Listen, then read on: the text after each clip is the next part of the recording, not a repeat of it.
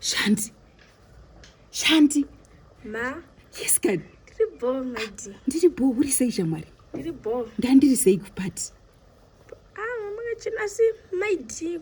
Kupfeka wigi ya mama. Mauya nayo yakapfeka makaipfeka wadaro so, my dear. Asi zvakanaka ka? My dear, ko vanhu vanozoti chii, my dear? Iwe, nandichitozvisa anyarara Shanti. Kutotaurisa kwauri kuita ndokuchaita kuti tibatwe. Nandichitozvisa kuti mama wako hawapo. That's why ndauya ndakaipfeka kuti ndikupe wigi yenyu. Asi ndandiri sei? Mama kachena zvenyu. Vanhu vese mukupati kwangu vachingoti kuti yay, my dear vakachena. Azomboziva kuti ndakaikwereta wigi yamama wako ndiya. Ko mama wako anti munguva ino unenge wasipo? Wanenge wasipo. Mumbabike mumba menyu? Tubika tumachipsi twemwana tanzwi namama. Tibike tumachips twemwana. Machips? Emapotatoes? Tony. Handisi kuda Shandi kutora. Ndikuona kuti wakutotanga kutokomplaina. Ndoda kungoona. Dakumbona kuti unogone kubika ere. Maidi ndinozoti mama wangu ndinoti kwanga re mwana 6 chete ndiye mwana. 6 mapotato? Potato 6? Tony, handitori. Ndoda kungoona kuti wabika zvakanaka. Alright, mine ndino. Alright. Hey. Ndiyo unobika ere? Kukuchukire. Handisi kudya Shandi. Ndotongona kuti musi kudya maidi muri kudya ere. Unoziva kuti pani pawamashaisha abuda. Bari pani pawamashaisha. Machips hadi kunyanya kuwanza chi. Unozi chi? Kuwanza waita tu vinegar. Tu vinegar tukunzwika. But kana uchisa vinegar unoisa in a way yekuti asika mwana yenyu kakarara. Kanombura kakagara apo pasofa. Kanomugangwa. Handisivi. Asi machips aya kangapedza zilanjire. Kanopedza, kanokara kamwana kacho. Kwa mimi munozodya masikati? Isusu tatanzwi mimi munodya rice, machips ndiye mwana kana akachema. Kochingwa.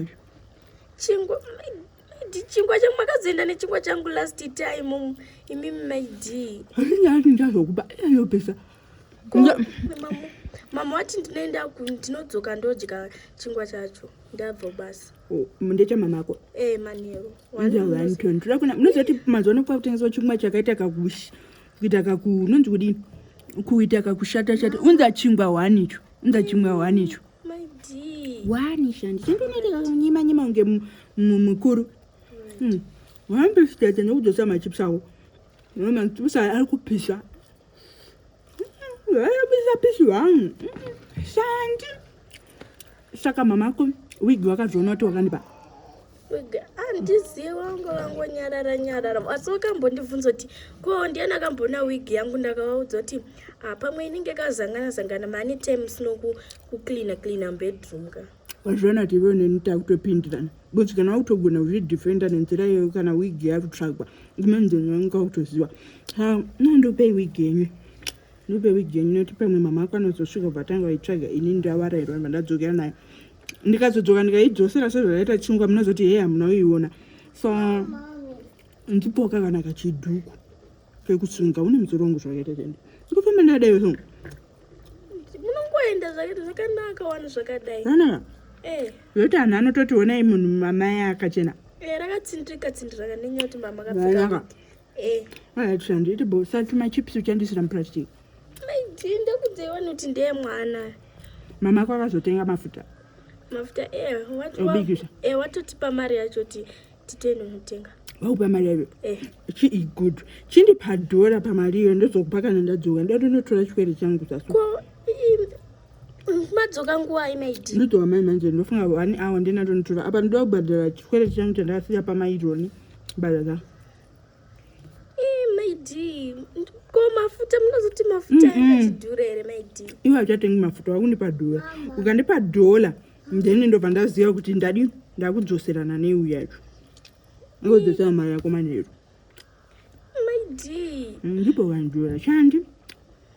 Maidi. Mari ya mama kai. Tonyima. Azvona zvanda kupromisa tumandire. Ndikuya nato tumandire nyati pandadarika napo mai shantenza tumandire wanga wasipo. Ndikutokunzira pafeya changu. Maidi. Bafeya changu ndikutokunzira. Asi makatenga mau chibhuru muchinyowani. mama ako zvei unozoti mama ako ka handizonyanyi kutaura nawo nekuti vane kamwe kadzati so ndizva ndichiita kakuva nzvenga but mbamenyi makanaka alright saka ndichanichitora dhora ndozvanichitora ndika bye Shandi bye uritse pachena pandinoenda ngoriti drum was nasi weekend mama ako anokwanisa kungokasika kuyandi alright iribo bye Shandi bye